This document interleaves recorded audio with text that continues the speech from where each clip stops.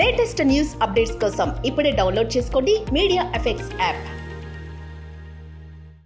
Welcome to media effects. Bengaluru rave party కేసులో తీవ్ర ఆరోపణలు ఎదుర్కొంటున్న ప్రముఖ నటి హేమకు భారీ ఊరట లభించింది.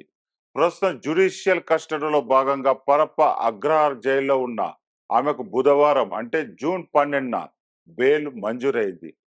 బెంగళూరు రూరల్ ఎన్టీపీఎస్ ప్రత్యేక కోర్టు హేమకు షరతులతో కూడిన బెయిల్ మంజూరు చేసింది.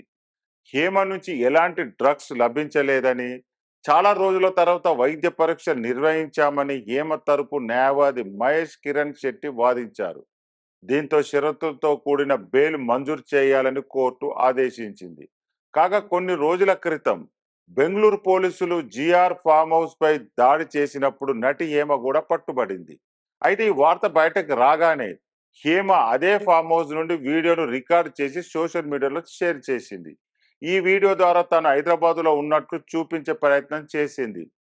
అయితే బెంగళూరు పోలీసులు హేమ రేవ్ పార్టీలో పాల్గొన్నట్లు, అంతేకాకుండా మరికొంతమంది టాలీవుడ్ సెలబ్రిటీలకు ఈ పార్టీకి తరలించే ప్రయత్నం చేసినట్టు ధృవీకరించారు.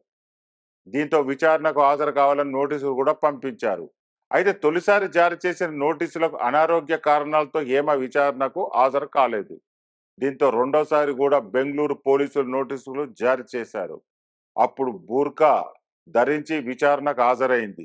ఆ తర్వాత కోర్టు ఆమెకు 14 రోజుల పాటు జ్యుడిషియల్ కస్టడీ విధించింది. ఆ తర్వాత మూవీ ఆర్టిస్ట్ అసోసియేషన్ కూడా హేమ సభ్యత్వాన్ని రద్దు చేసింది.